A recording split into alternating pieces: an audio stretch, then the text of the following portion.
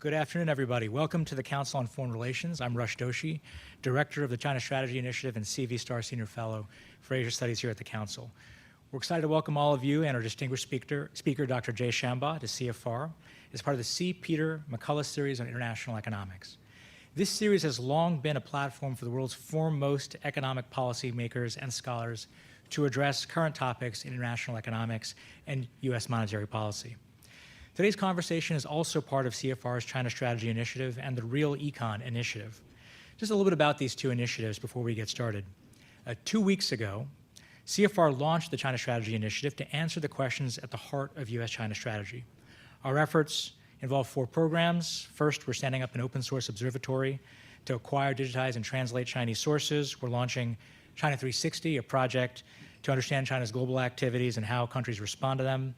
We're building a China policy accelerator to produce granular recommendations on improving the U.S. competitive position, not just abroad, but also at home. And we've launched a new Global China Forum, a platform for track 2 dialogues with China and with countries around the world. CFR's Real Econ Initiative, led by my friend, colleague, Matt Goodman, and today's moderator as well, aims to assess the role of the United States in the international economy, analyze what is at stake for the American people, and identify the trade-offs of different policy approaches.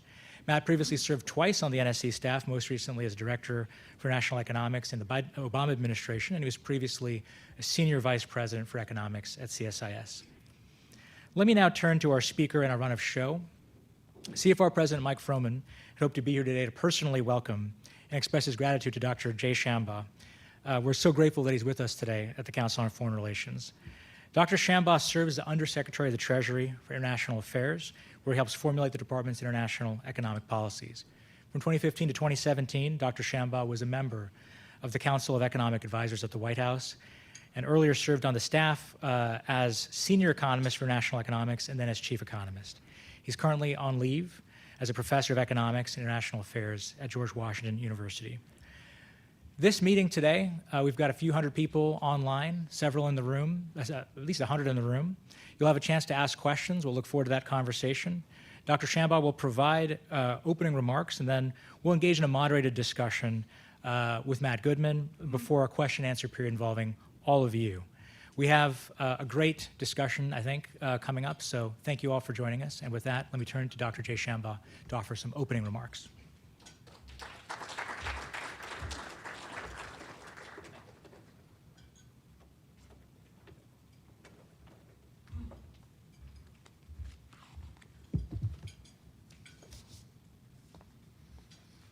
Well, thanks very much, Rush, for that kind introduction, and thank you to Mike Froman and the Council of Foreign Relations for hosting me here. So few topics have a greater priority for us in the Biden administration in general and the Treasury in particular than our economic engagement with China. Underlying our responsible management of the economic relationship and our goal of a healthy economic competition is the belief that we need to enhance communication, especially in areas where we disagree, something that President Biden made clear following the Bali summit in 2022. In a speech last year, Secretary Yellen laid out 3 principal objectives for our economic approach to China.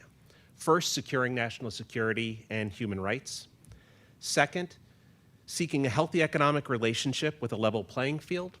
And third, cooperating in areas where we can and must, such as climate change. As U.S. lead for the Economic Working Group between the U.S. and China, I've spent many hours in conversation with Chinese counterparts towards achieving these 3 objectives. Today, I want to focus on the second of these objectives, our pursuit of a healthy economic relationship with a level playing field for American workers and firms. Such a relationship could be beneficial to both sides.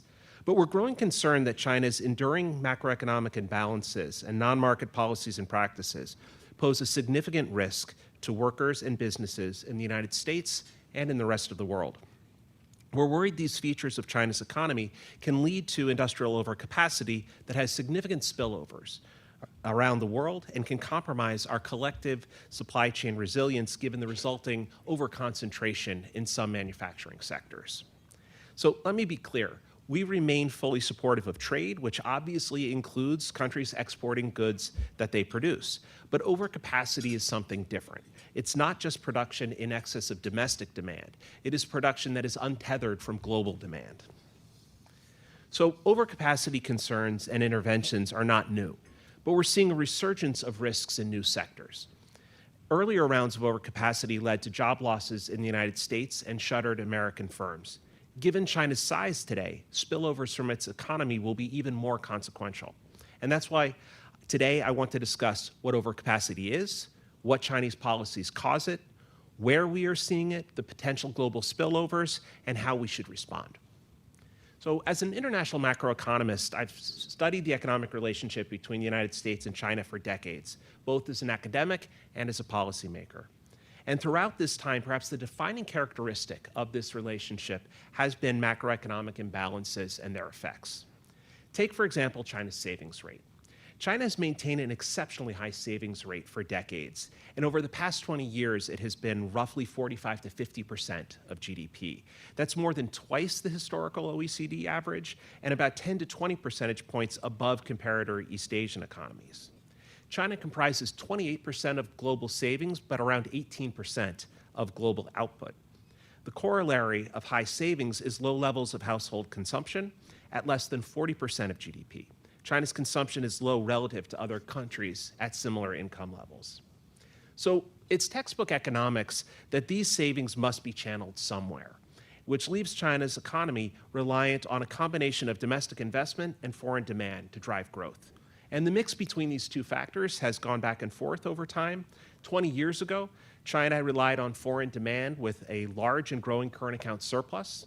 In the last decade, Chinese investment in infrastructure and real estate absorbed much of the savings, but the recent downturn in China's economy and real estate sector and its economy more broadly raises a question about the future drivers of growth, and in particular, China's likely reliance on foreign demand to sustain its growth going forward. When China relies on foreign demand for growth, and especially when sectoral trade surpluses grow rapidly, the resultant loss of jobs and reduced wages can create lasting significant damage to individuals and communities around the world, especially those with low incomes. We're all familiar with the so-called China shock that has hit workers and businesses not only in America, but across the globe. Now China's size exacerbates this challenge. A 3% of GDP current account surplus for China today would be almost the same share of global GDP as a 10% surplus back in 2007 when it peaked. China simply cannot rely on global growth the way it did from 1990 to 2010. It's just too big an economy today. China's share of global manufacturing is already 30%, and its manufacturing trade surplus as a share of world GDP is large and has risen rapidly at almost 2% of world GDP. And that is more than the combined share of Japan and Germany's manufacturing surpluses back at their peaks. Chinese policymakers' clear preference today is to push manufacturing even further as China's growth driver, which means taking on an increasingly outsized share of global production, with other countries' manufacturing sectors needing to shrink to compensate. China's size means that its imbalances pose an even greater risk to the global economy. A small economy exports at the world price, but a large one, especially one with a dominant market position, can shift global prices and leave the rest of the world to deal with the consequences. When Chinese production is growing faster than its own demand or that of the global economy, the rest of the world cannot absorb China's increase in manufacturing production without being forced to adjust. And these conditions would not appear in a normal market economy. What we're seeing is a fundamental distortion driven by government policy. China's large imbalances have spillovers on their own, but China's non-market policies and practices amplify this effect by distorting markets, undercutting fair competition, and concentrating the spillovers into certain sectors. In particular, the combination of China's enduring macroeconomic imbalances and large-scale government support to specific industrial sectors drives industrial overcapacity. So the scale of this support really is striking. China's industrial subsidies are simply much larger than in other countries. The Center for Strategic and International Studies concludes that China spends roughly 5% of GDP on industrial subsidies, 10 times as much as the United States or Brazil or Germany or Japan. In sectors like semiconductors or steel or aluminum, China alone accounts for between 80 and 90% of all global subsidies provided to those industries. China's subsidies are opaque, but emerging patterns suggest that the size of subsidies in China is only increasing, especially at the local and provincial levels. State-supported investment is surging to strategically important industries and companies, and there are new tools to steer commercial activities, including the use of structural monetary policy tools to advance industrial policy objectives. The central government, local governments, state-owned firms, and the private sector all play a role in furthering the government's industrial policy agenda. Notably, government-guided funds or government investment funds continue to use public resources to make equity investments in industries and activities that the government considers important with very limited transparency and a massive scale. These practices channel China's vast savings into certain sectors as directed by the government. China's Made in China 2025 was launched in 2015 to promote certain strategic sectors, and China has successfully promoted the exports of and discouraged the imports of these strategic sectors as defined by the 2015 policy, with notable results. Today, China's push on manufacturing to drive growth is translating to an apparent surge in lending to industrial sectors, which is mirroring the decline in lending to the real estate sector almost exactly. At the same time, growth in China's export volumes is rising much faster than its export values, while overall export prices have fallen significantly since the beginning of 2023. In today's interconnected economy, such overcapacity can lead to the concentration of supply chains in ways that ultimately reduce economic resilience. As evidenced by the PPE supply chain disruptions during the pandemic, significant concentrations of supply chains in a single country increases the risk of disruptions. We see sectors such as solar panel manufacturing, critical minerals processing, permanent magnets that are also heavily concentrated in China. This is not just an issue for the United States or other advanced economies. Emerging markets have seen their import concentration from China increased in recent years as well. So, what do we as policymakers mean when we talk about Chinese overcapacity? Defined most simply, it is production capacity in excess of domestic demand untethered from global demand. And we are concerned about the patterns of overinvestment and state support that are driving it. While periodic surpluses can occur within natural business cycles, what we're concerned about is structural overcapacity, which stems from persistent patterns of overinvestment and facilitated by state support. There's no single test or condition that indicates overcapacity. We can't simply put in a few statistics from a sector and get a thumbs up or a thumbs down about whether overcapacity clearly exists or not. Instead, what I want to outline today is three sets of indicators or warning signs that could help us. The first metric is whether the expansion in production capacity is growing faster than even the most ambitious demand projections. The second is the rate of loss-making firms and inefficient firms. The widespread presence of such firms reflects limited or slow adjustment to changing market conditions and a deteriorating ability to translate investment into revenue. Rising production and investment alongside these indicators would suggest overcapacity. And third, low or sharply declining capacity utilization rates. None of these metrics are definitive or dispositive on their own, and overcapacity can exist without some of these indicators. For example, with enough subsidies, capacity utilization can stay quite high even when there is excess production. But together, they provide an analytical foundation for identifying overcapacity, and on each metric, we are seeing persuasive evidence of not only Chinese overcapacity, but the clear link to the policies driving it. In China's case, sectoral conditions are exacerbated by non-market policies and practices which break the link between company behavior and market forces and enable these companies to sell goods overseas at prices that are below what their market-driven competitors are able to offer. So let's run through these different metrics. First, in certain sectors, Chinese capacity is rising faster than any plausible level of global demand. For example, China's production capacity in lithium-ion batteries and solar modules is set to exceed projected global demand by 2 to 3 times over the next few years, compared to what would be necessary to achieve a path to net zero emissions by 2050. And similarly, Chinese planned production capacity for EVs in 2030 is set to reach over 70 million vehicles, while global EV sales projections are estimated to be about 44 million in that year. These figures rely obviously heavily on projections of future supply and demand, which may change. And we're assuming that demand will not rise more rapidly than needed under net zero scenarios. If global prices were to decline due to falling Chinese export prices, demand for Chinese goods could rise, but such low prices would also likely eliminate production outside China. The second indicator, the presence of loss-making firms and low returns to investment, can be a natural outcome in new or transforming industries. But the presence of loss-making firms in China is found among mature industries as well. Firms losing money should go out of business. They shouldn't continue producing and adding to supply. But if subsidies or other support from the government, including local governments that are loath to see industry leave their borders, prop up the firm, it can stay in business far longer. The share of loss-making firms today, industrial firms in China, is at its highest level in recent years, and the total number of loss-making firms, industrial firms, is at its highest point since the 1990s. Further indicators of capital efficiency have also declined over the past 10 years across all subsectors with available data. And then the third metric is low or declining rates of capacity utilization. So, of course, capacity utilization rates can fluctuate with the business cycle, but that cannot fully explain the consistently low rates seen in many Chinese manufacturing sectors. Data from the first quarter of 24 shows Chinese manufacturing capacity utilization rate has fallen to its lowest point since 2016, and the decline was particularly pronounced in sectors that Beijing prioritizes, including autos, solar, and semiconductors.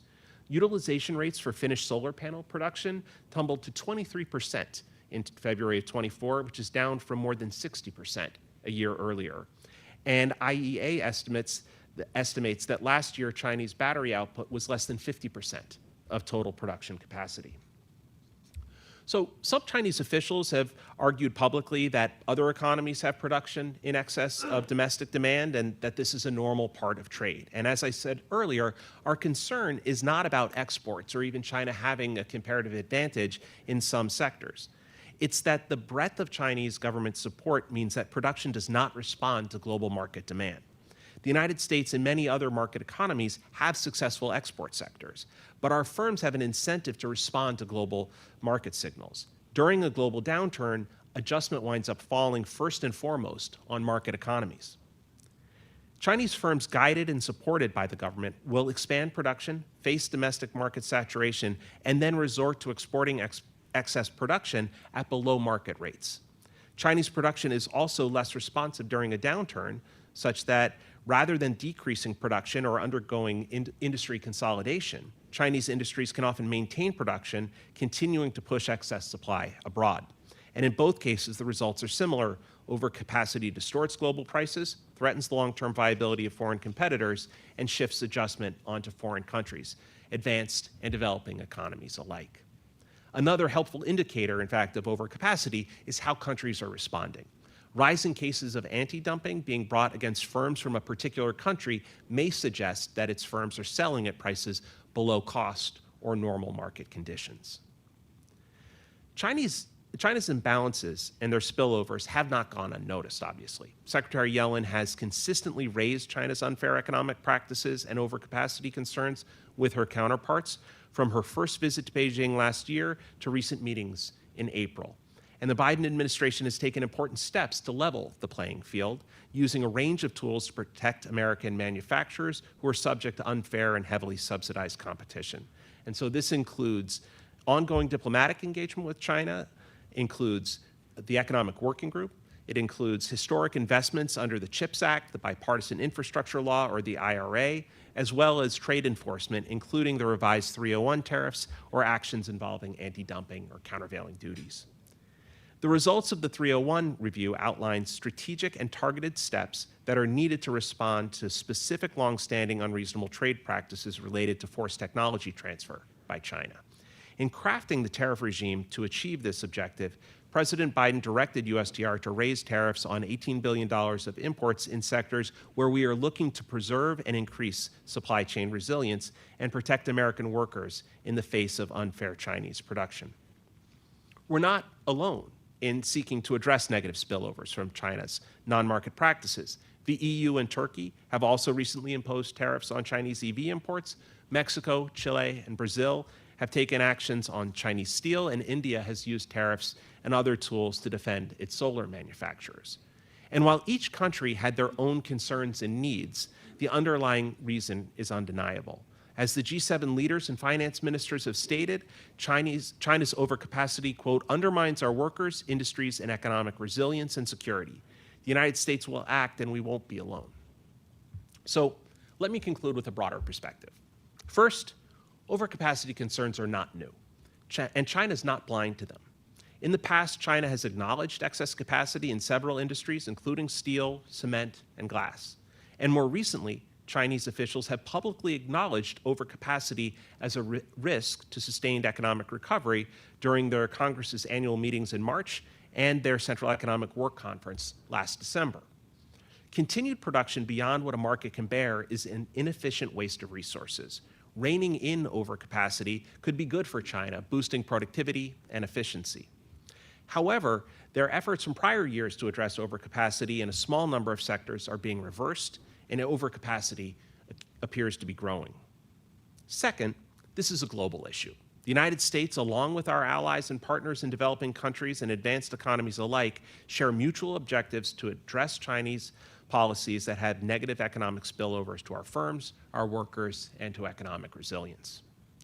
And third, addressing these challenges may warrant our taking defensive actions to protect our firms and workers, and the traditional toolkit of trade actions may not be sufficient. More creative approaches may be necessary to mitigate the impacts of China's overcapacity. We should be clear, defense against overcapacity or dumping is not protectionist or anti-trade. It is an attempt to safeguard firms and workers from distortions in another economy. The best outcome, though, would be for China to acknowledge the growing concerns among its major trading partners and work with us to address them. We will take defensive action if needed, but we would prefer for China to take action itself to address macroeconomic and structural forces that are generating the potential for a second China shock for its major trading partners. China could boost consumption by strengthening its safety net, increasing household incomes, and reforming its internal migration rules. It could better support services, not just manufacturing, and it could reduce harmful and wasteful subsidies. These would all be in China's interest and reduce tensions. As I described earlier, the Treasury Department has shared these concerns through regular engagements with our Chinese counterparts. We have advocated for specific steps to ensure American workers and firms are treated fairly, and we will continue to work bilaterally towards a healthy economic relationship that can benefit both countries. Thank you.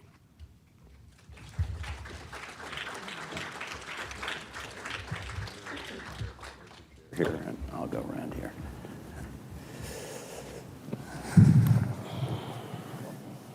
Okay, well, thank you, Jay. Thanks again for doing this. Sure. Again, Mike, as Rush said, Mike Froman is sorry he couldn't be here. The two initiatives that we're leading, the China Strategy Initiative and Real Econ, are his babies, his vision, and he's delighted that we can sort of get a twofer here with you sort of kicking us off in this collaborative way. So thank you. The speech was very clear and well-crafted, and you've anticipated a lot of the questions that I wanted to ask, but let me try and ask you to elaborate on a couple of things. So in your diagnosis, it centers around sort of three things, as it seems, that are coming together, converging, which are the macroeconomic imbalances, the non-market practices, and just China's size. Yep. None of those things, even the size, is that new. They've been around for a while. And yet we felt compelled to act now or in May to deal with this, with the tariffs. What is sort of different? What has happened that has galvanized this? And is it something particular about these sectors that caused us to act now? I'd say it's a couple things. I'd say one, while it's true the size is not new, it continues to grow, right? So it's become, as I mentioned, even if you go back to 2007, I know there are a number of us who were in government in the 2009 through 11 period, we were very worried, but the reality is that China's just so much bigger today than it was then. It makes the problems more pressing. So I think that is one issue. I think the other issue, though, is, as I noted, there was a stretch of time where China was finding a way to absorb a lot of the savings itself domestically through massive infrastructure investment and just a huge property bubble. when the property boom stopped, the money had to go somewhere. The savings had to go somewhere. And for those who like figures, there's a figure in the back of the paper that shows there's almost a perfect line of where loans to the property sector are going like this and loans to the manufacturer sector are going like that. And I think we've seen year-on-year loan growth in manufacturing, something like 25% a year. That's not sustainable if you start at 30% of global manufacturing and you start growing really fast. There's no way global manufacturing demand is going to keep pace with that, and it means you're going to see large spillovers hitting other countries. And so I think that's what has really made it more pressing today than maybe 5 or 10 years ago. Right, but I mean, some of these sectors that were hit were, things that I think as an average citizen I can appreciate, are things that it feels like we ought to be able to have a chance to produce here in the United States. We may even have an advantage, a comparative advantage. Some not so much. Not clear if they're linked to national security or not in some cases. Is there something in those sectors that is particularly troublesome? Yeah, I think there is something about the fact that there are some sectors where you would feel a particular nervousness about, I talked about the concerns of over-reliance on one country in a particular sector, and I think if that sector is a strategic sector, it becomes even more important that you get nervous about seeing full reliance just on one country. That's bad just generally because you can have a disruption to that country's economy that then hits everybody else, but it's probably also bad from kind of a geostrategic perspective to have all your clean energy needs coming from one country. So I think that's part of it for us as well. Okay, let's talk about the prescription, the tariffs from May 14th as the sort of significant action that's been taken to deal with this problem. 3 quick questions. 1, do you think these tariffs are going to change China's behavior? 2, how did you weigh trade-offs? Because obviously, for whatever benefit they provide, tariffs have inflationary effects, or they can. This hitting some of these products, EVs and batteries and other things, could slow the green transition, potentially. We could have benefited from these cheaper Chinese products. This causes some problems for our allies because presumably there's going to be some trade diversion. They're going to have to deal with this problem now. Arguably, and a lot of people have pointed this out, it's the actions may not be consistent with the WTO rules. And so there's a lot of potential trade-offs here in doing this. How do you weigh those things when you make a decision like this? And then my third question is, were there alternatives that we could have taken? You say in the speech towards the end that the traditional trade policy toolkit may not be enough, and we may need to use more creative measures. I'm guessing you deliberately didn't want to elaborate on those in your speech, but can you give us any sense of what alternative approaches might be? So changing China's behavior, trade-offs, and then alternatives. Yeah, so in terms of changing China's behavior, I should be clear that both legally, and we take the law seriously, the 301 that we're talking about, as I mentioned in the speech, is about the unreasonable policies around tech transfer. And so the point is to try to incentivize China to change those policies. And so that's why we have the 301 in this case, and that's why the tariffs were increased in May. The president then has authority what tariffs to increase, and that's the part where I would say there was a deliberate attempt to be quite strategic about where you put the tariffs to try to deal with concerns that we see in some of these industries. And so I think that's how the structure idea came through. You had one question which was about, are you concerned about spillovers through inflation or other things? I think this is where being strategic and targeted comes in. It's on $18 billion worth of goods. This is not a wide and sweeping across the entire consumption set. So I think in that sense, you would not expect that to be a huge problem from that perspective. And then you asked about what it means for the green transition. And here's where I would want to come back to almost the start of your question, where you said that this is the action that we're starting to respond with. I would argue that we started responding with the bipartisan infrastructure law, the CHIPS Act, and the IRA. And that I think that was a crucial part here, was to put American manufacturers on a stronger footing. So it's not simply aimed at a trade action, it's starting from your domestic actions as well. And I think that's essential, and I think that's why it shouldn't have as big an effect as you might worry about on the green energy transition if you are simultaneously trying to take actions to strengthen that domestically. And so I think that's how we see that piece. And then the last one you asked about spillovers to other countries. And the short answer is yes, that's something we worry about. It's why we've been trying to work with our partners and allies. It's why I think you've started to see partners and allies say things that sound a lot like this speech. I'd say 2 years ago, you didn't hear some countries talk in these terms, but I think you have seen, when Chancellor Scholz goes to China and says things that sound a lot like the things that Secretary Yellen has said, or when we see G7 statements coming out of the finance ministers, out of the foreign policy track, and out of leaders specifically calling out Chinese overcapacity. I think it's clear it's more of a group effort. And as I noted, you've already seen, Turkey and the EU putting tariffs on Chinese EVs because they have the same set of concerns we do. Right, and I know there are concerns in Japan as well and other countries, so it's definitely, you're right, that's a fair point. Okay, I'm sure that the audience is going to have more questions about the speech, and I do want to encourage people to think about questions now, including our online audience. We can take questions online. But let me ask a couple of other questions about your issues in your purview that relate to China, Sure. Which are, I think, indirectly relevant to this overall question. So RMB internationalization, the Chinese currency, they have been on a sort of explicit effort to try to internationalize the RMB for many years, going back to when I was doing this 30 years ago even. It's a long time. Do you think they're making progress in that regard? Are you concerned about it at all? How do you think about that? I think as China becomes a larger part of the global economy and a larger part of the global trade, it's not surprising that you see, for example, small upticks in how much of trade might be denominated in RMB or something like that. But I think more broadly, honestly, I think one of the biggest barrier to RMB internationalization has been China's own policies around capital controls and trying to maintain control of the economy. So if you want to have your currency more used internationally, people need to be able to move money in and out of your economy. There needs to be, it helps if the exchange rate is floating and not heavily managed. And so I think there was a move in a particular direction, but I would argue for realistically, not quite a decade, but for over 5 years, there's been enough moves to try to maintain control of the economy and especially of money coming in and out, that's probably been the biggest barrier to RMB internationalization more than anything we might do or say.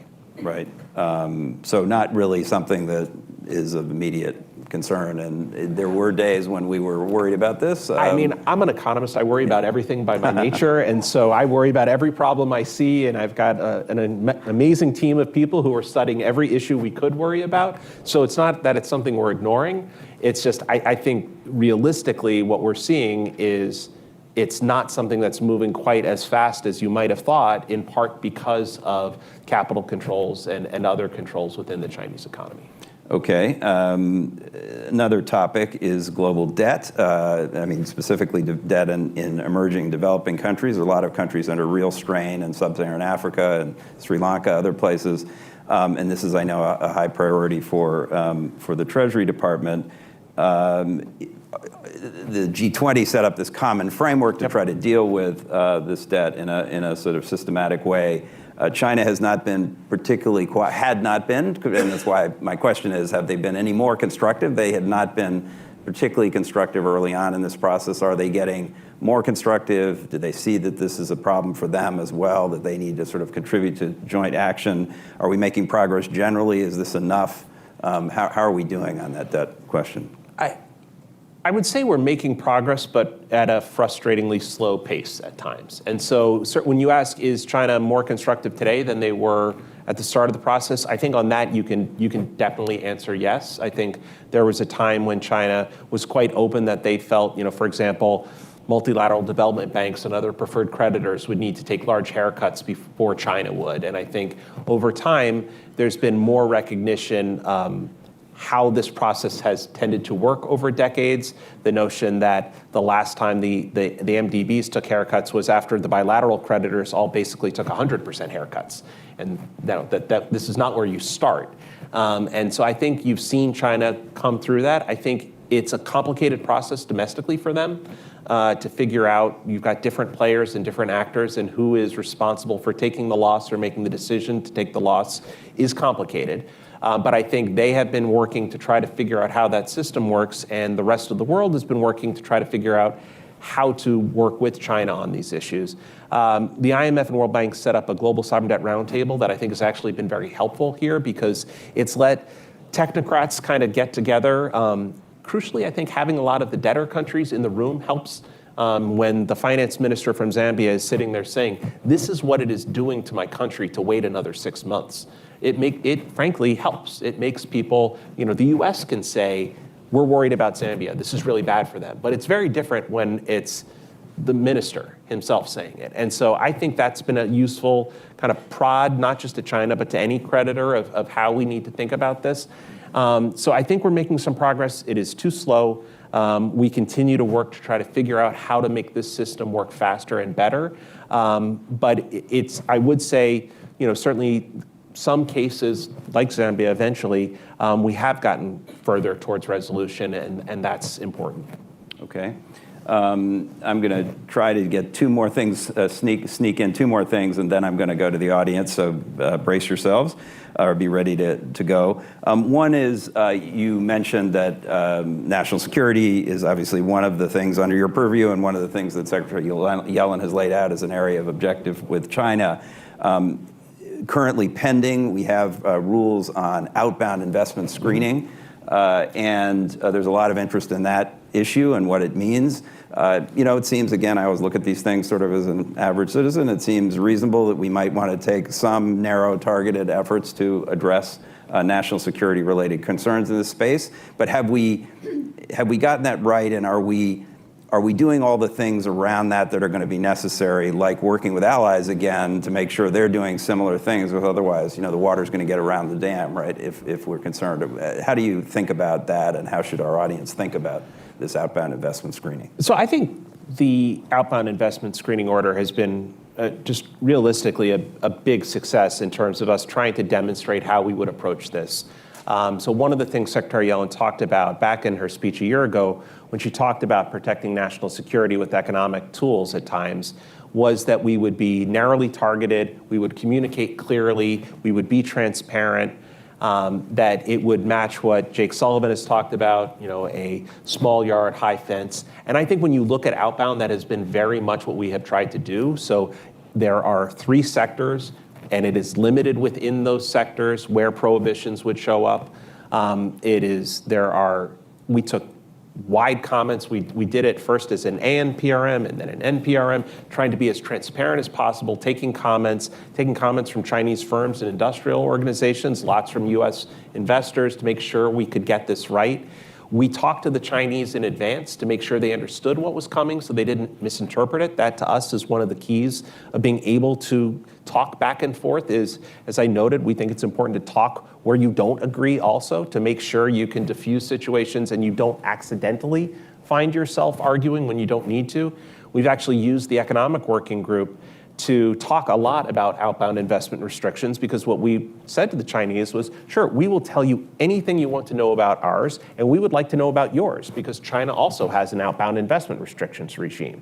And we have tried to kind of make this a less political or foreign policy argument and much more of a technocratic conversation to make sure we can understand what each other is doing. I think it's actually worked quite well. We're still in the process. The NPRM just went out, so we're taking comments, and then we'll move to a proposed rulemaking. Notice right. notice of proposed non-walks rulemaking, and so we'll finally get to a final rule soon. But I think what we've tried to do is match all the benchmarks the Secretary laid out in terms of being narrow and targeted, transparent, and clearly communicating what we're doing. And do you think the investor community kind of understands that and is appreciative that it's been narrow and targeted? Because there have been concerns about where the lines are going to be. Sure. I think there are always going to be concerns, and I think we've tried to do a ton of outreach. So the Office of Investment Security is part of International Affairs. So I talked to the team a lot about this, and they have worked incredibly hard to be as transparent, not just with the Chinese, but with the investor community, to take the comments seriously, right? We take those comments in. We didn't just write the rule in a day. This has been a long and hard process because we're trying to make sure we hit that balance correctly. Okay, one more topic, which is Ukraine and China's implicit, explicit support for Russia in that context is a growing concern. What kinds of conversations are we having with China about trying to dissuade them, and what kind of tools do we have to help dissuade them from doing things that are helpful to Russia, not to us or to the Ukrainian people? So on the first, the answer is a lot. When you say what kind of conversations, we're having a lot of conversations with China around this. This is something Secretary Yellen has raised going back to over a year ago. It's something that when we've, all the way up through meeting the Premier of China, talking to him about why this is important to us. It's something that she has often tried in one-on-ones to get past just the technical issues and really convey why this is so important to us and why we really don't want this to become a bilateral issue between us and China, because we don't see it as one that should be. We said, this is about Russia, it's not about China. And so any actions that we've taken, we've always tried to be clear that these are actions about Russia, not about China. China did commit not to providing lethal aid, and I think has tried to stay on the right side of that line. Where it is harder is where we have put a big emphasis on dual-use goods, because as Russia has in some sense tried to transform its whole economy into a war machine effectively, you can't just monitor whether you're shipping guns and bullets. It's the components that lead to weapons that are just as important. And that's a harder thing to monitor. It's something that we're working very closely with the Chinese on. We had a shift in the executive order that monitors this back in December, and then again in June, that have tightened up the rules around how foreign financial institutions are allowed to deal with trade that connects to Russia. And I think we've had extensive conversations with the Chinese and Chinese firms to try to make sure they understand where those lines are. I would say it is a work in progress. It's something that we continue to spend a huge amount of time within Treasury on, because we see it as really an essential part of our effort in this war. Great. And we've had your colleague and boss, Wally Adeyemo, here before talking about this in some depth with us before, and I'm sure we'll explore that further. So thank you for taking on those other issues. I know you want to talk about overcapacity, and so I want to encourage the audience, as you ask questions, maybe to focus on that first. And we've got a bunch of hands up right here in the front table, the woman there. Please identify yourself and do ask a question. Thanks. Hi, my name is Carmen Dominguez. I am a White House Presidential Innovation Fellow. My question does not represent the administration, just my personal curiosity. You alluded to, in your talk, you talked mostly about consumer products and commodities. What are your thoughts and your views on AI? So do you foresee China developing and exporting lots of AI models and products? Or are you focused more on the hardware inputs to the development of those models? So, like batteries and so on, like you started mentioning a little bit. Thanks for that question. I'd say from a trade perspective, we have been more focused on where the production and where we see overcapacity right now sitting. We are very focused on AI. I think we've tried to engage with China in different ways. So on the one hand, I'd say there's a lot of engagement trying to think about kind of rules and norms around AI, and there's a process, not one let out of my building, but a good engagement there, I would say. It's something I know the president takes seriously and has raised with President Xi.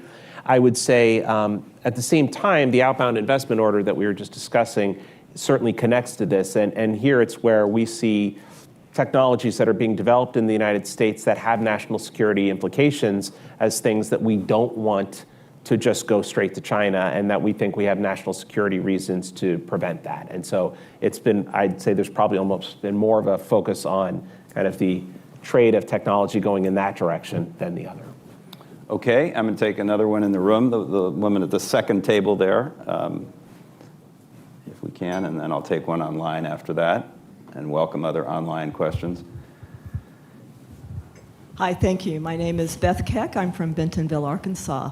And I want to go back to the overconsumption discussion, and in particular, what I would call the China savings rate dilemma, because I just spent 2 months back in Beijing, so I have a very narrow Beijing China sample.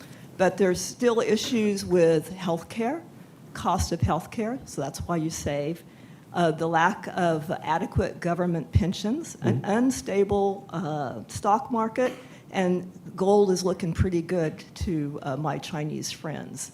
So how do you deal with this excess in manufacturing at the same time of needing a Chinese economy that is stable, but yet not having anything in place that's going to really juice consumption at this point in time? So I think that's the dilemma, and I'm interested in what is your policy recommendations from that point of view? So the policy recommendations I would give transparently aren't ones that are new. They're ones I think the U.S. Treasury and U.S. government has had for a while, is that we think China should do more to strengthen the social safety net. That would be better for Chinese citizens and better for their economy. It would lower the need for precautionary savings, as you said.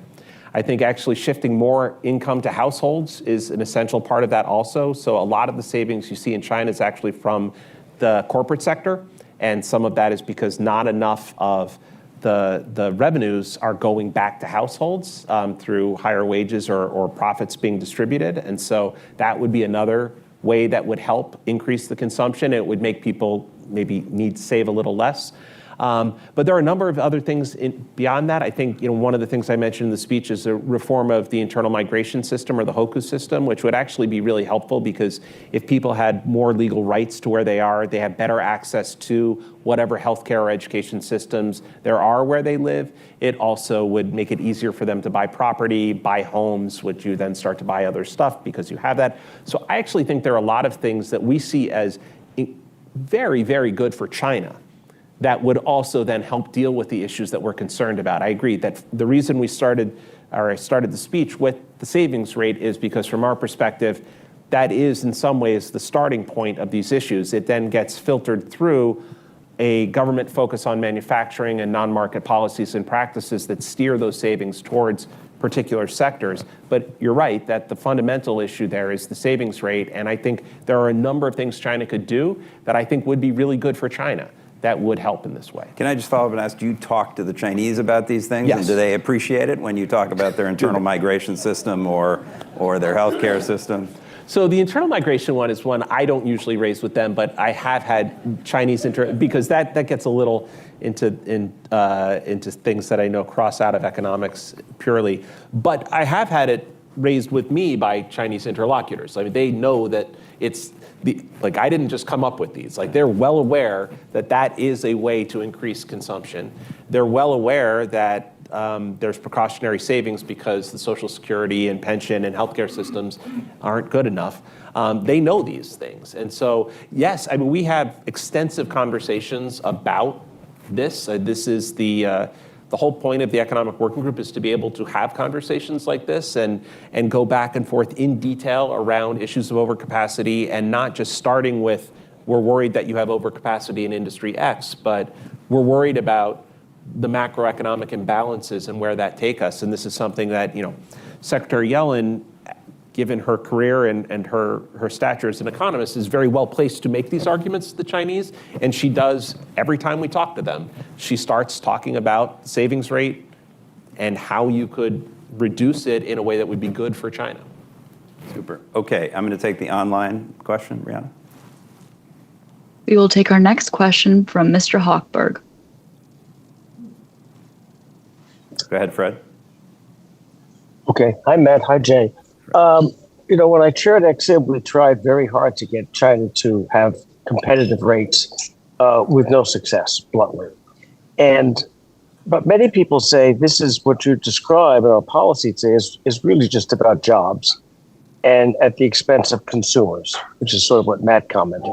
How do we answer those critics? Because frankly, they can buy cheaper cars or less expensive solar power. How do we at least be honest about the fact, yes, we are more concerned about our infrastructure and jobs, and consumers may take a little bit on the chin? Well, thanks, Fred, for that question. I guess what I would say is in any trade policy action you take, there are going to be trade-offs. But I think that the issue we have here is that it's not just trading consumers against jobs. I think we're also really quite concerned about economic resilience and about diversification of supply chains. And I think those things go past kind of a simple trade-off setup that we might have in an economics textbook. And I think trying to figure out how do you have diversified supply chains and avoid disruptions that can come, whether they be coming out of geopolitics or just out of disruptions that can hit because of a natural disaster or whatever else it is.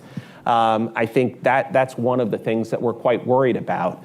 I think it's also, though, when you look at the longstanding and persistent impacts that you can have when there's a large trade shock, and that's why we're quite focused on the very rapidly rising manufacturing trade surplus in China, because that's something that winds up being something that can be quite distortionary and really kind of displace a lot of people quickly in a way that you really can't come back from. So I think these are things that we don't see as just a simple you're helping one versus hurting another, but things that are really important, nuanced economic problems to think about, and that's what we've been trying to do. Since you mentioned the word trade-offs a couple of times, I'm going to slide in a shameless advertising for a platform on the Real Econ Initiative called Trade-Offs, in which we're looking at things that policymakers struggle with, like these, which are legitimate choices that have to be made. Yes, the gentleman in the front table. And then I'll go. Thank you very much. Chris Isham with CT Group. We're an international consulting group.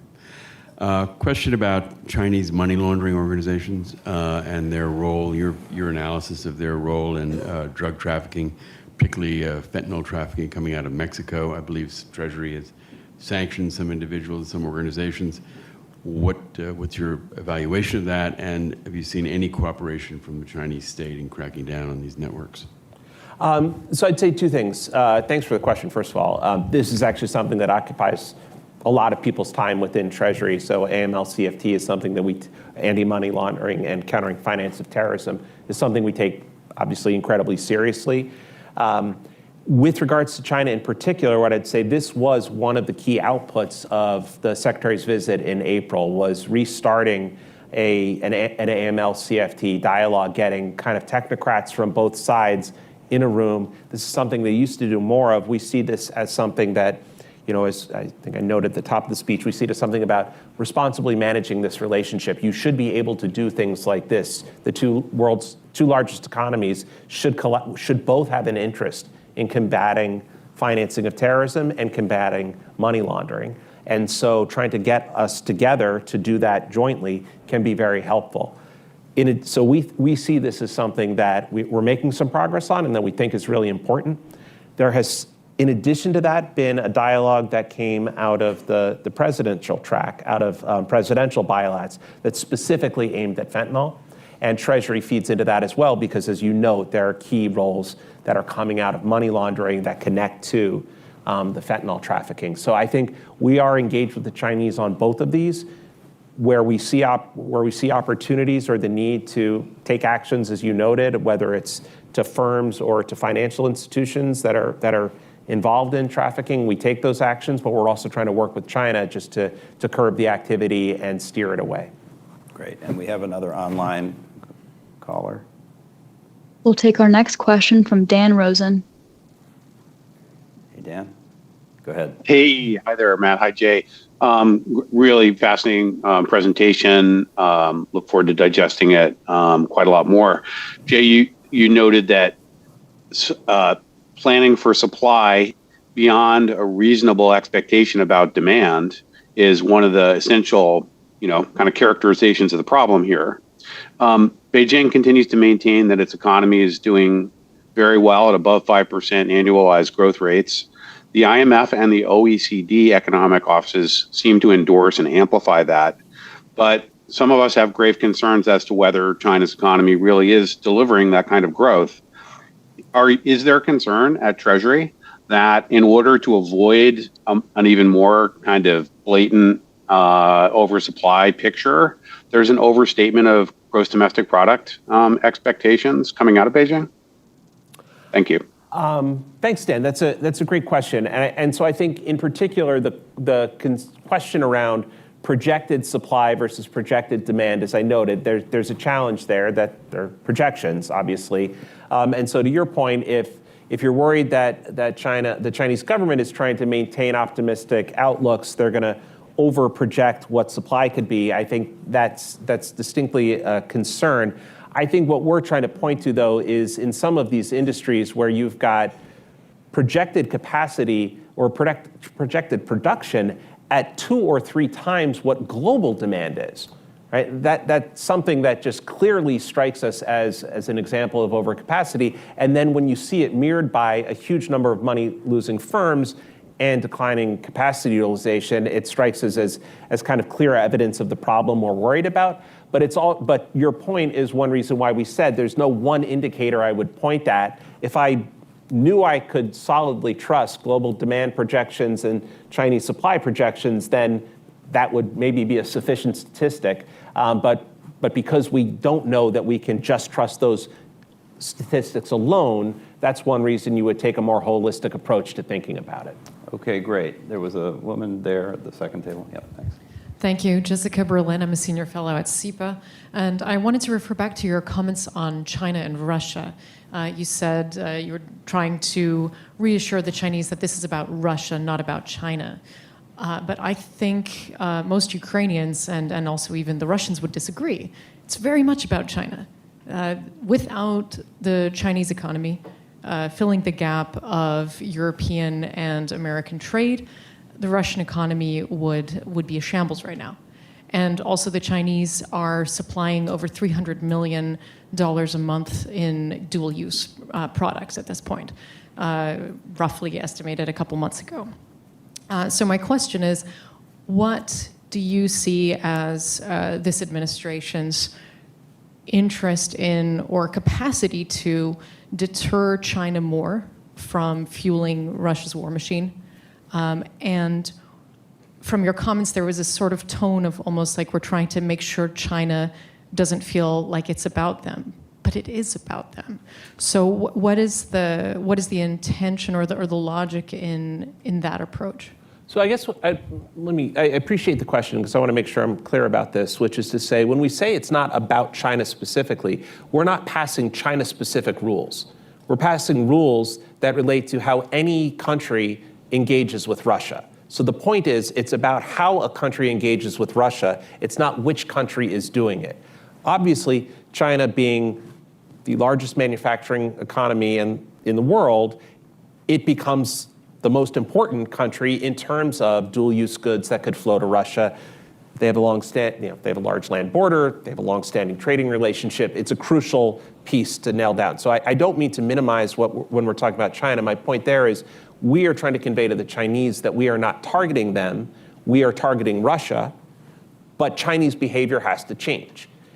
Within that, I'd say, when your question is what is our interest or ability to try to make change there, I think we have tried to constantly evolve our tools to meet the moment and meet the evolving attempts by Russia to find dual-use goods. I think we have made it much harder for them.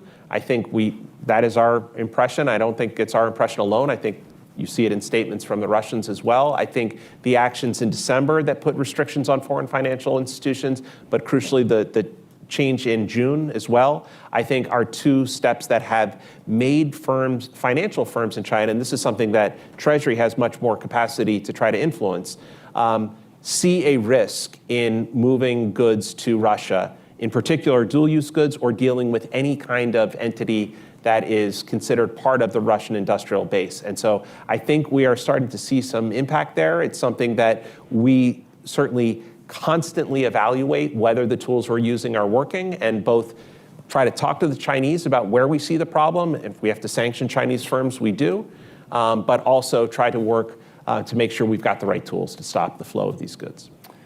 CFR has a hard and fast rule about letting our guests go at the promised hour, and we have hit 1:30, so we're going to let you go, Jay. That was a tour de force. Thank you very much. Please join me in thanking Jay for that terrific speech. Thanks so much. Thank you, Matt, and thanks all for the questions. Those were great. Thank you all.